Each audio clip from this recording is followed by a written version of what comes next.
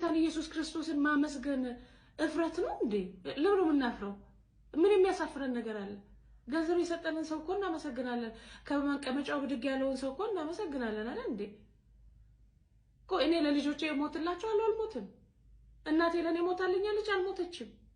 በአደራ ሰጣት አሳደገችኝ። በቃ መሞት ካለብኝ እሷ አታድነኝም፣ እግዚአብሔር ነው የሚያድነኝ። ስራዬን ስጨርስ ነው የሚወስደኝ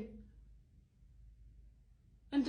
ይሄ በዚህ ሁሉ መላእክቶች ተከበን የምናድረው ይሄ ሁሉ ጠባቂ መላእክቶች ምን የትኛው ገንዘባችን ገዝቷቸው ነው እንዴ? ወይስ ኑና ጠብቁን ስላልን ጠብቀውን ነው እንዴ?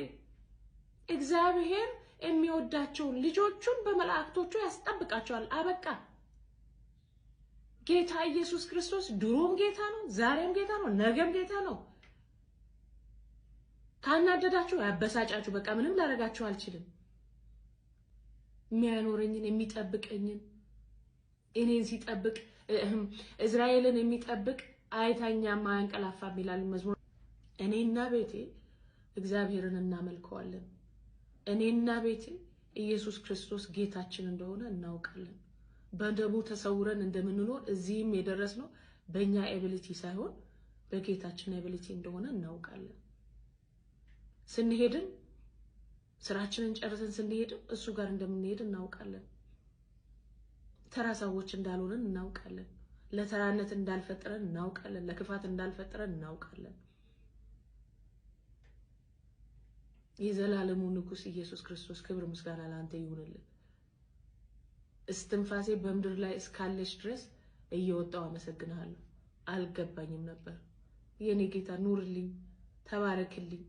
ውድድ ነው ማረግ ጌታዬ፣ አባቴ፣ ፕሮቫይደሬ፣ ጠባቂ፣ ንጉሴ፣ አፍቃሪ የናዝሬቱ ንጉስ ኢየሱስ ክርስቶስ የኔ ልዑል ውድድ አረጋለሁ። አባቴ እግዚአብሔር አምላክ ውድድ አረጋለሁ። መንፈስ ቅዱስ ውድድ አረጋለሁ። ወይ ካበሳጫችሁ ነገም ጨምራለሁ። እሺ ከነገ ወዲያ ሁሌም ከፈለጋችሁ አትዩ። ለካ በድየዋለሁ እስከዛሬ ድረስ ወጥቼ ያልተናገርኩኝ። ሁሌ ነው የምነግረው። ሁሌ የአባቴን ትልቅነት እናገራለሁ። እግዚአብሔር ይመስገን። ኧረ ተጠበቁ። እግዚአብሔር ይጠብቀን። ዘመናችንን እግዚአብሔር ይዋጅልን በደሙ። ደህና ዋሉ።